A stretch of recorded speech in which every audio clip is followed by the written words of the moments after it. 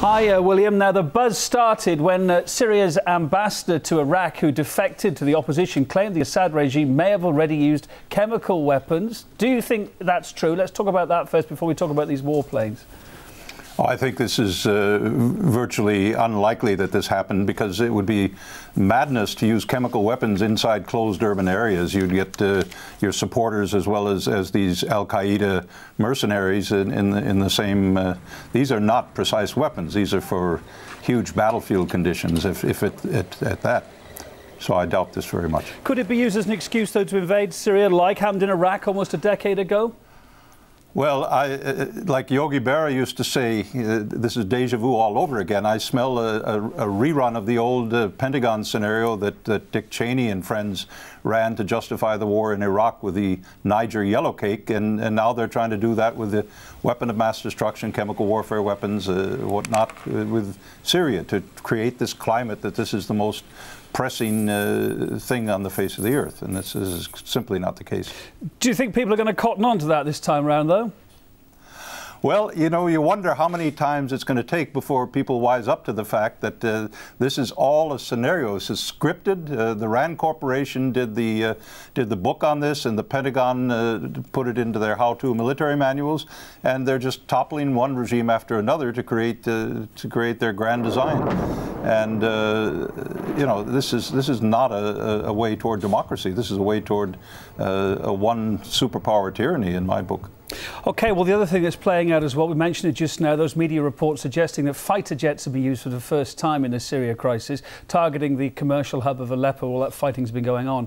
Now, the same military action in Libya, of course, we cast our minds back, sparked a UN-sanctioned no-fly zone. Now, if these latest reports have proved true, why would the Syrian regime repeat that mistake?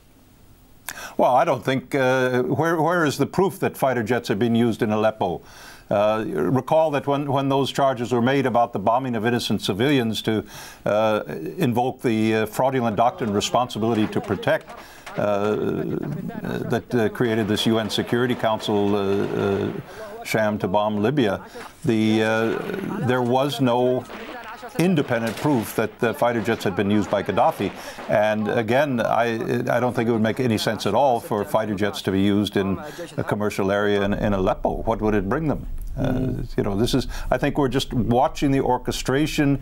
Images are being played onto the world opinion. This is exactly what happened in Libya. We must do something, humanitarian intervention, and so forth. And frankly, I don't think that that's a reality. Looking at what's in front of you now, looking back at the history books and giving it your best guess, which scenario is more likely to play out in Syria, do you think, the Libyan or the Iraqi one? Well, a no-fly zone is not feasible right now, given the massive and effective anti-aircraft defenses that Libya has, or rather Syria has, excuse me.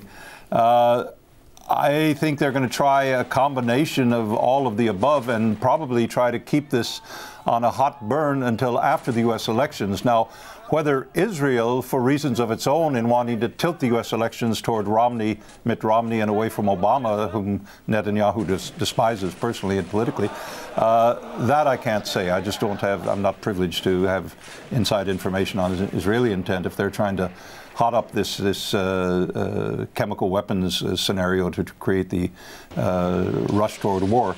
But I think we're going to see a huge escalation of all of this after the November elections and the January oath of office of the next U.S. president. You think it's going to drag on past that, yeah?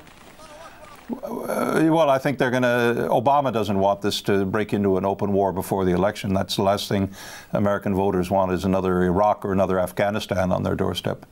William, thanks ever so much for your thoughts. William F. Engdahl, researcher and author of Myths, Lies and Oil Wars. Thank you, Kevin.